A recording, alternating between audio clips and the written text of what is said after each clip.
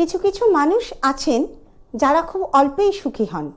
তাদের হয়তো অত টাকা পয়সা নেই, অত ভালো প্রতিষ্ঠা নেই, গাড়ি বাড়ি অত কিছু নেই, বিষয় আশয় সম্পত্তি তেমন কিছুই নেই, কিন্তু তারা খুব অল্পের সুখী হন, খুশি থাকেন তারা জীবনে। আবার এমন কিছু মানুষ আছেন যাদের গাড়ি বাড়ি টাকা পয়সা বিষয় সম্পত্তি সব আছে, কিন্তু তাদের মনে সুখ নেই, তাদের জীবনে খুশি নেই। এই যে সুখ বা খুশি, এটা কিন্তু একটা যোগ, একটা বিশেষ যোগ। এই যোগে মানুষ জন্মালে তারা কিন্তু এই সুখটা ভোগ করতে পারে, খুশিটা ভোগ করতে পারে। যেমন কিছু কিছু মানুষ আছেন না, যে যারা জন্ম থেকেই যেন সুখ ভোগ করছে, তাদের যখন কিছু থাকে না তখনও তারা খুশি, তখনও তারা সুখী। আবার জীবনে যদি তাদের প্রপার্টি বাড়ে, তাদের গাড়ি বাড়ি সব কিছু হলো, তখনও কিন্তু তারা খুশি বা সুখী। নমস্কার বন্ধুরা, আমি অ্যাস্ট্রোলজার সর্পকন্যা দেবযানী।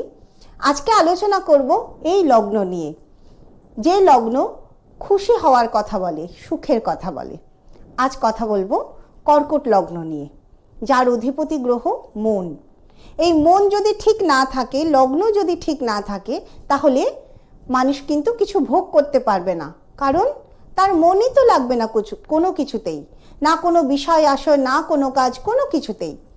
আমাদের যে জন্মছক, সেই জন্মছক যদি ভালো হতে হয়, সবার আগে এই চন্দ্রকে ভালো হতে হবে। কারণ চন্দ্র যদি ভালো না হয়, সেই মানুষ কিন্তু কোনো কিছুতেই মন লাগাতে পারবে না, তার সুখ বা তার খুশি কোনো কিছুতেই থাকবে না।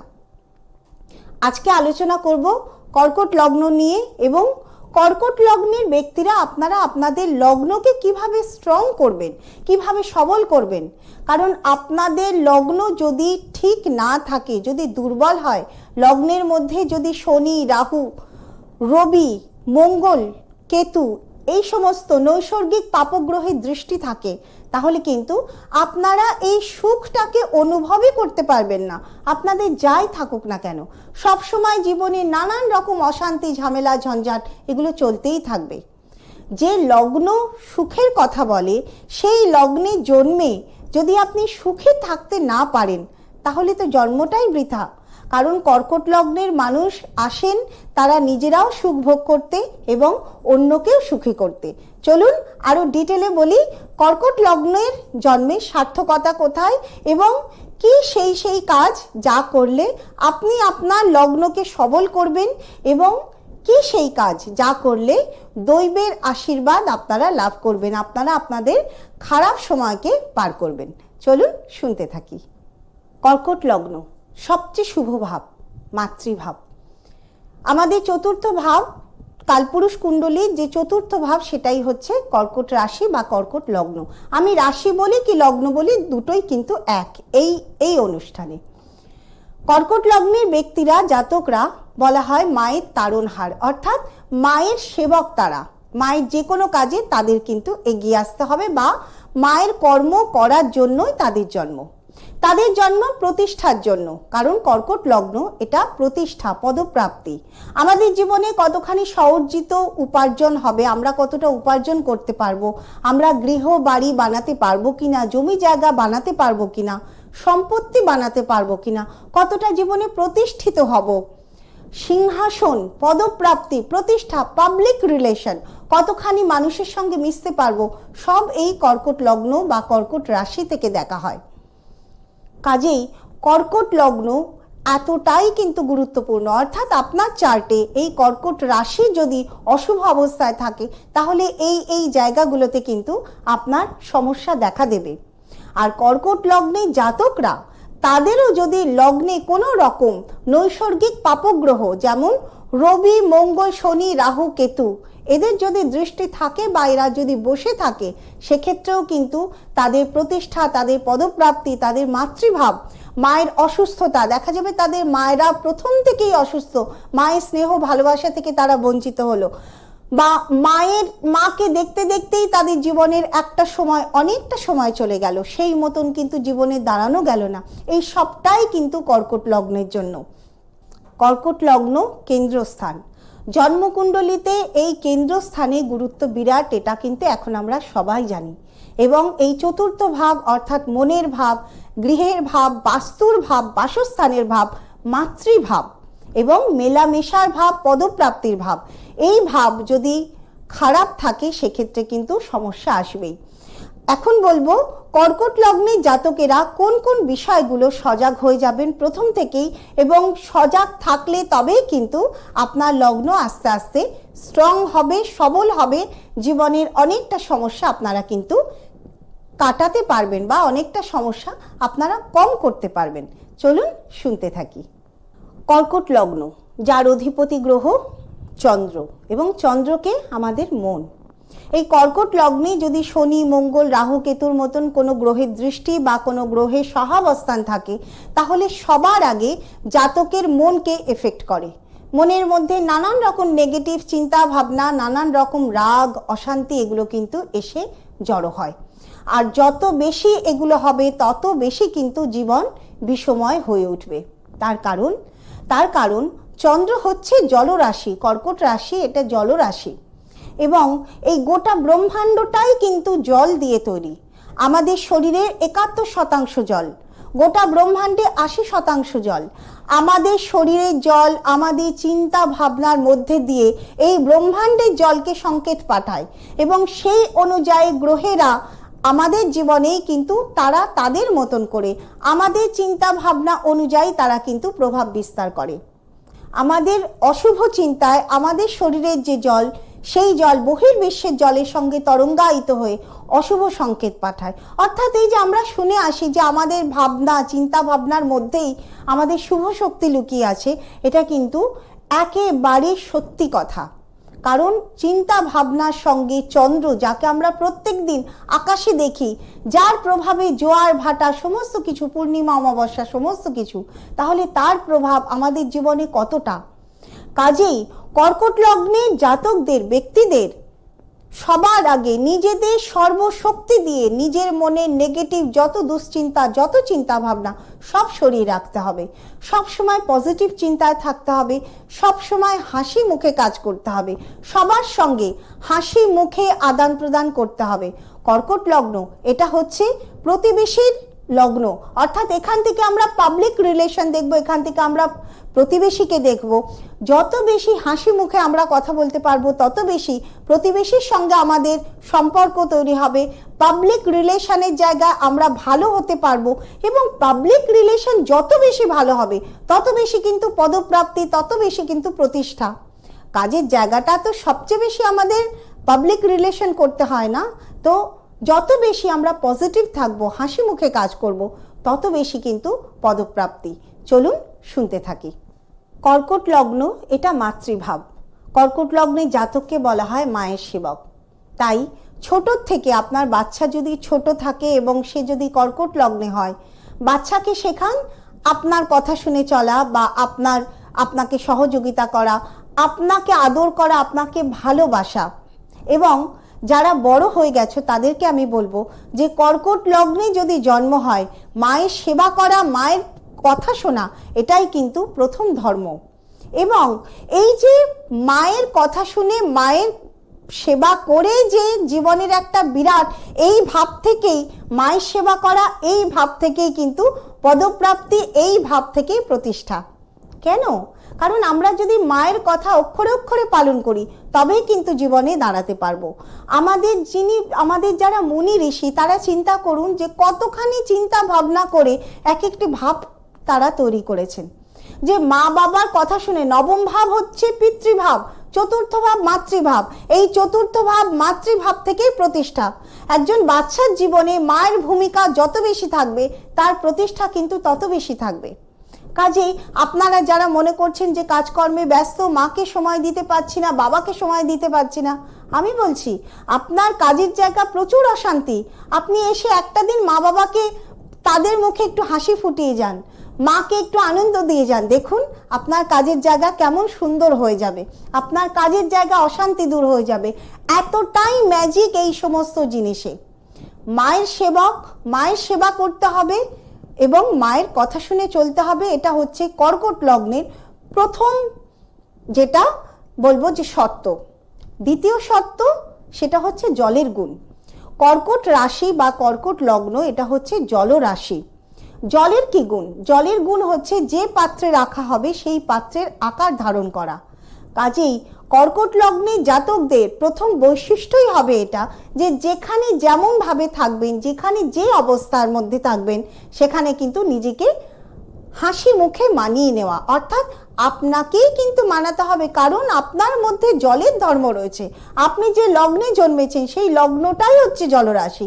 যত বেশি মানিয়ে নেবেন, যত বেশি নিজেকে পরিস্থিতির সঙ্গে মানাতে পারবেন, দেখবেন আপনার জীবন তত বেশি কিন্তু সরল হয়ে উঠেছে। কর্কট লগ্ন সিংহাসন, অর্থাৎ এই লগ্ন থেকেই কিন্তু প্রতিষ্ঠা, এবং সেই প্রতিষ্ঠা সিংহাসনে পরিণত হবে। দেশের যত বড় বড় নেতা, তারা যদি তাদের যদি কর্কট রাশি যদি শুভ অবস্থায় না থাকে বা চতুর্থ ভাব যদি শুভ অবস্থায় না থাকে, তাহলে তারা কিন্তু তাদের পদপ্রাপ্তি করতে পারবে না, অর্থাৎ তারা কিন্তু তাদের পদ পাবে না। তো একজন সিংহাসনে কে থাকেন? রাজা থাকেন। তো রাজার কি কাজ? রাজার কাজ তার প্রজাদের সুখে রাখা, তার প্রজাদের সমস্ত সুযোগ সুবিধাকে খোঁজ রাখা, সুযোগ সুবিধা দেওয়া। কাজেই কর্কট লগ্নের ব্যক্তিদের এটাও কিন্তু একটা দায়িত্ব বা দ্বিতীয় শর্ত, সেটা হচ্ছে নিজেও যেমন খুশি থাকবেন, আনন্দে থাকবেন, হাসি মুখে থাকবেন, তেমন অন্যকেও, আপনার পরিবার পরিজন, আপনার আত্মীয় স্বজন, পাড়া প্রতিবেশী, কাজের জায়গা, পাবলিকের সঙ্গেও কিন্তু হাসি মুখে, খুশি মুখে আপনাকে কিন্তু তাদের সঙ্গে চলতে হবে। আপনার উচিত আপনার পরিবার ভালো আছে কিনা সেই খোঁজ নেওয়ার, আপনার উচিত আপনার মা সুস্থ আছে কিনা, মা ভালো আছে কিনা খোঁজ নেওয়ার। আপনি যদি কোনো পাবলিক রিলেশন জব করেন, কারণ কর্কট লগ্নে তাই হয়, তাদেরকে পাবলিক ডিলিংস করতে হয়, সেখানে কিন্তু প্রত্যেকটি মানুষের যারা আপনার কাছে কাজ করতে আসছেন তাদের খেয়াল রাখা, তাদের কাজটা ভালোভাবে করে দেওয়ার দায়িত্ব কিন্তু অবশ্যই আপনার। আপনি আপনার কাজের প্রতি যতটা সৎ থাকবেন, আপনি যত অন্যের ভালোটা চিন্তা করবেন, অন্যেরটা দেখবেন, তত বেশি কিন্তু আপনার জীবনে ভালোটা ফিরে আসবে। চলুন শুনতে থাকি। কর্কট রাশি বা কর্কট লগ্ন, এটা হচ্ছে চতুর্থ ভাব, আমাদের বাসস্থানের ভাব, আমাদের বাস্তুর ভাব। এবং এই কর্কট রাশি কালপুরুষ কুণ্ডলীর বুকের অর্থাৎ চেস্ট, আমাদের প্রাণবায়ু দেখা হয় এখান থেকে। কাজেই বাস্তু যখনই করবেন, বাড়িঘর যখনই বানাবেন, কর্কট লগ্নের ব্যক্তিরা সবসময় দেখতে হবে যে সেই বাড়ি যেন উত্তর পূর্ব দিক ধরে করা হয়, অর্থাৎ তার দরজা জানালা সবকিছু যেন উত্তর পূর্ব দিক খুলে করা হয়, যাতে প্রচুর পরিমাণ আলো বাতাস, যাতে সেই বাড়ির মধ্যে প্রাণবায়ু যাতে চলাচল করতে পারে। যত বেশি করবে তত বেশি কিন্তু শরীর স্বাস্থ্য ভালো থাকবে। আর যদি এটা না হয়, বাস্তু যদি ঠিক মতো না তৈরি হয়, সেক্ষেত্রে কিন্তু কর্কট লগ্নের ব্যক্তিদের বিরাটভাবে সমস্যা তৈরি হবে। দেখবেন যে অনেকেই নতুন বাড়িঘর করার পরে জীবনে নানান রকম সমস্যা কিন্তু জর্জরিত হন বা নানান রকম সমস্যা চলে আসেন। সেক্ষেত্রে কিন্তু দেখতে হবে যে বাস্তুতে সমস্যা আছে কিনা। কর্কট লগ্নের ব্যক্তিদের বাড়ির কল, এটা কিন্তু প্রত্যেকের জন্য, কিন্তু কর্কট লগ্নের জন্য আরো বেশি গুরুত্বপূর্ণ, কারণ তাদের এই জলরাশিতেই জন্ম। তাদের বাড়ির সামনে নদী, পুকুর, তারা খুব শান্ত পরিবেশ ভালোবাসে, নদীর ধারে, পুকুরের ধারে বাড়ি করতে তারা ভালোবাসেন। কিন্তু দেখতে হবে তাদের যে ড্রেনিং সিস্টেম, তাদের সামনে যদি কোনো পুকুর থাকে সেখানে জল যেন স্বচ্ছ হয়, তাদের সামনে যে ড্রেন আছে সেখানে যেন পরিষ্কার পরিচ্ছন্ন থাকে, অর্থাৎ বাস্তুতে কোনো নোংরা, ময়লা, ড্রেন, ডোবা, পুকুর এগুলো যেন বাড়ির সামনে না থাকে। তাহলে কিন্তু কর্কট রাশির যে জলতত্ত্ব, যেটা অমৃত সমান, খারাপ বা গন্ধযুক্ত পরিবেশে সেই অমৃতটা বিষে পরিণত হবে, অর্থাৎ বিষ জর্জরিত জীবন তৈরি হবে। বাস্তু করতে হবে খোলামেলা, উত্তর পূর্ব ধরে, এবং খেয়াল রাখতে হবে বাস্তুর সামনে যেন কোনো নোংরা, আবর্জনা, ময়লা, ড্রেন বা কোনো কিছু না থাকে। চলুন শুনতে থাকি। কর্কট লগ্নের ব্যক্তিদের মনের ঘরে জন্ম, চতুর্থ ভাব মনের ভাব। কাজেই দেখতে হবে আপনার মন যেন ভালো থাকে এবং অন্যের মনও যেন ভালো থাকে, অর্থাৎ আপনার কথায় অন্যের মনে যেন কোনো আঘাত না থাকে, না লাগে। কর্কট লগ্নের ব্যক্তিদের হিলিং, সাইকোলজি এই দিকে কিন্তু পেশা হতে পারে, বা ব্রিদিং, বা যোগাসনের টিচার, এই ধরনের পেশা কিন্তু হতে পারে। আপনাদের খাবারের দোকান, জলের, পানীয় জলের দোকান বা কোল্ড ড্রিঙ্কস, আইসক্রিম, এই ধরনের। এখানে আমার একটা কথা, কর্কট লগ্নের ব্যক্তিদের যখনই এই ধরনের পেশায় আপনারা যাচ্ছেন, খাবারের দোকান বা জলের দোকান, খাবারের পরিশুদ্ধতা আপনাদের কিন্তু ভীষণভাবে খেয়াল রাখতে হবে। কারণ আপনি যদি খাবারে কোনো ভেজাল মেশান, আপনার যে মনোভাবে আপনি মেশাচ্ছেন সেই মনোভাবই কিন্তু আপনার জীবনে ফিরে আসবে। যে মনোভাবে আপনি কারোর মনে আঘাত করছেন সেই মনোভাবই কিন্তু আপনার জীবনে ফিরে আসবে।